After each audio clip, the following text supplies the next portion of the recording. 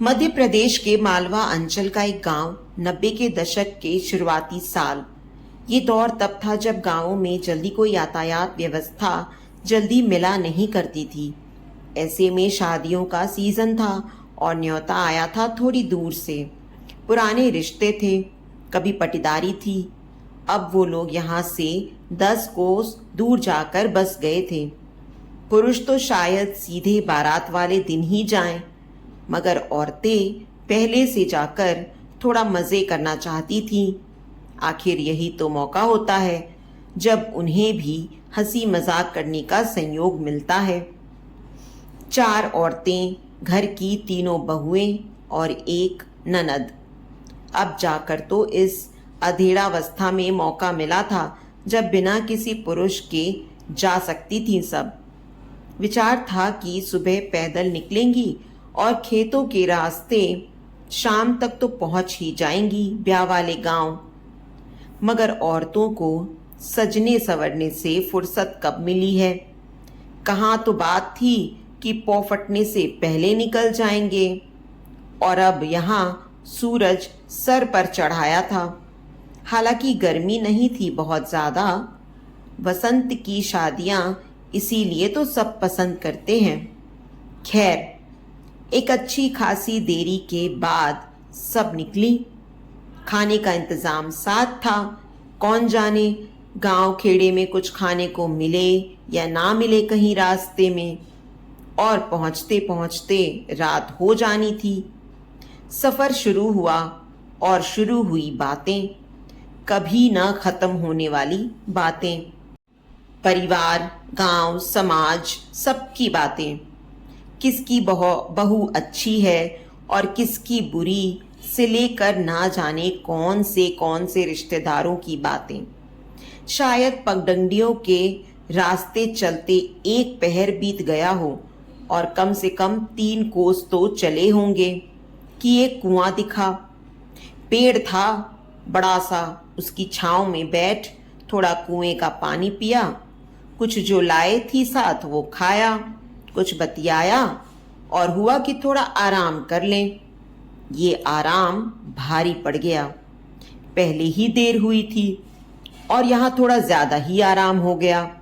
दिन का तीसरा पहर चालू हो गया था।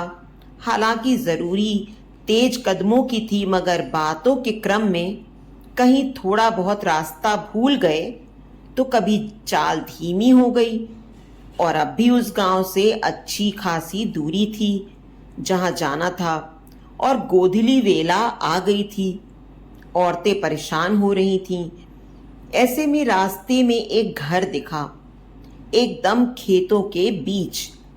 वहां से गुजरते वक्त एक औरत निकली घर से।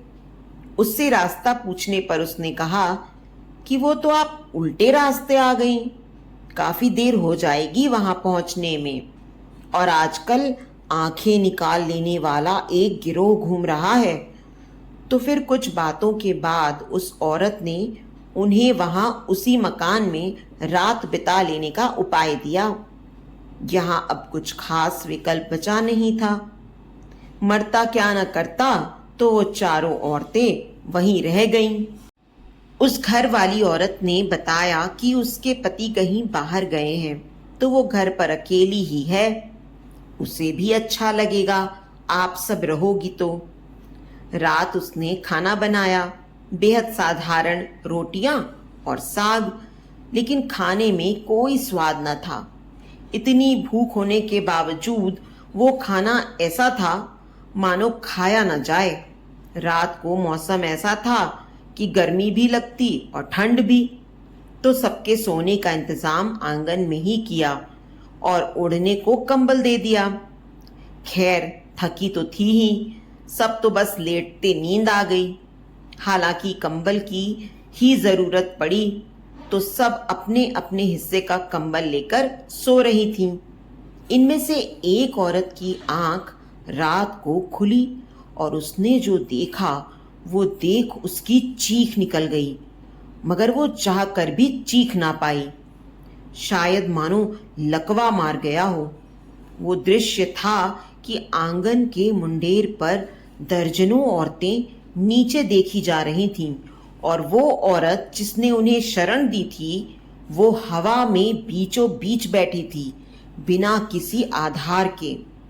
और मुंडेर पर बैठी औरतों ने कहा कि तुमने अच्छा किया इन्हें रोककर, अब हम इन्हें खा लेते हैं। मगर वो औरत जिसने उन्हें शरण दी थी वो अड़ी थी कि नहीं, हम मनुष्य नहीं जो विश्वास में लेकर विष दें। खैर, वो यात्री औरत ये सब देख सुन रही थी, मगर उसे ऐसा महसूस हो रहा था कि उसके प्राण निकल गए हों। वो चाहकर भी कुछ बोल ना पा रही थी और ना ही हिलडुल कर अपने बाकी भाभियों को उठा पाने में समर्थ थी।